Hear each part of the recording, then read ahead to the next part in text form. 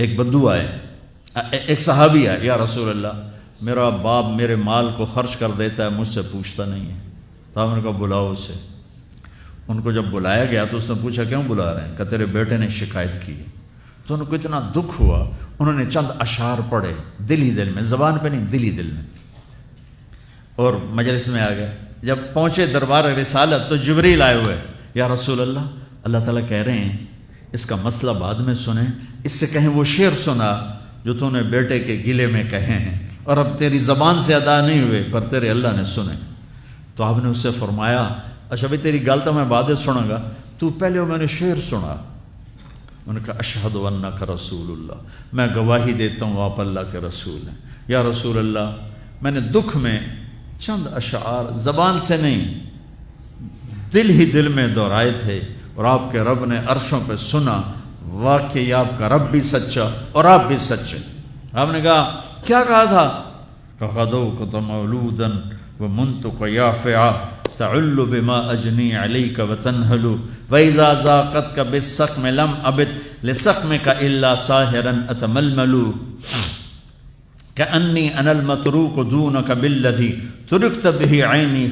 وعيني تحمل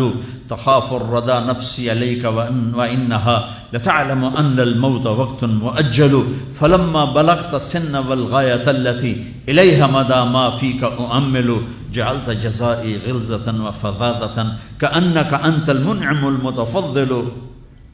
فإن لم تر حق أبوبتي فعلت كما الجار المجاور يفعل۔ میرے نبی کے ٹپ ٹپ آنسو۔ کہا میرے بیٹے جس دن تو پیدا ہوا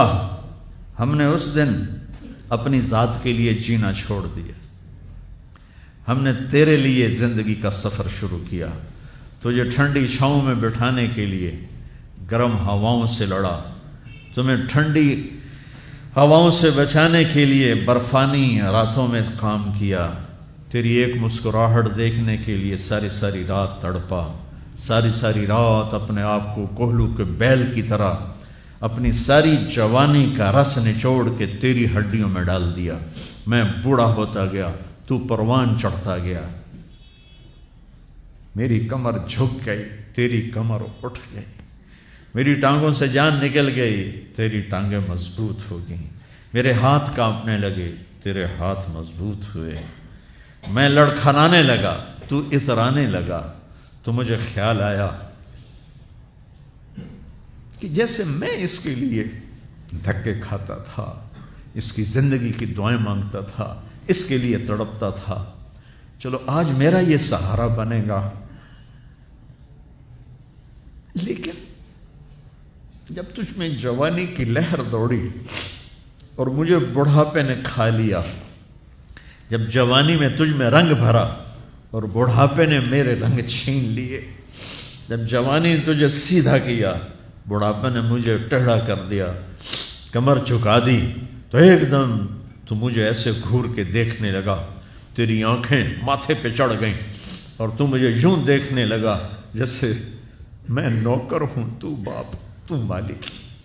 تو میں نے اپنی 30 سالہ زندگی کو جھٹلا دیا کہ ہاں میں باپ نہیں ہوں، میں نوکر ہوں،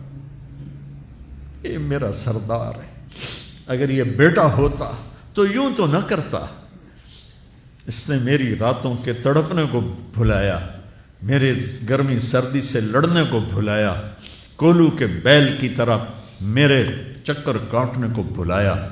اپنی خوشیوں کو دفن کر دیا اپنے سینے میں، قبرستان بنا دیا اپنے سینے کو، اپنی خواہشات کا اور اپنی خوشیوں کا، اور آج تو مجھ سے ایسے بات کرتا ہے جیسے میں نوکر ہوں اور تو میرا آقا ہے۔ اچھا میرے بیٹے، میں نوکر صحیح، تو سب، پر میں تیرا پڑوسی، تو بندہ پڑوسی سے پوچھ ہی لیتا ہے کیا حال ہے، کوئی ضرورت تو نہیں، اتنا ہی پوچھ لیتے۔ دیکھو میں آج رو رہا ہوں، یہ بڑے دردناک اشعار ہیں، میری اردو میں اتنی وسعت نہیں ہے کہ میں ان اشعار کا درد سمجھ سکوں اردو کے الفاظ میں، لیکن اتنا بتاتا ہوں کہ میرے نبی روتے روتے ہچکی لگ گئی، اتنا روئے، اور آپ نے اس بچے کے گریبان کو یہاں سے پکڑ کر دفع ہو جا، میری نظروں سے دور ہو جا، انت و مالک لابیک، تیرا سب کچھ تیرے باپ کا ہے، یہی باپ آج تمہارے ہاتھوں ذلیل ہو رہے ہیں۔